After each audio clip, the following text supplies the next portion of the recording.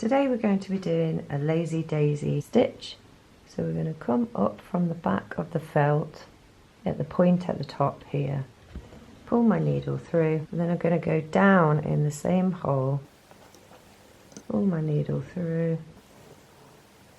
bring my needle up inside the loop and take my needle down on the other side of the end of that loop. Now we're going to do the daisy flower. Start from the middle and you do exactly the same. So we make a loop, take our needle down through the same point and bring our needle up through the middle of that loop. Take my needle down on the other side. So you can see this is a version of the chain stitch. Holding that down, and then we go back to the center. We are working our way around to make the daisy flower. Going back down through the center, going back up at the top of the petal.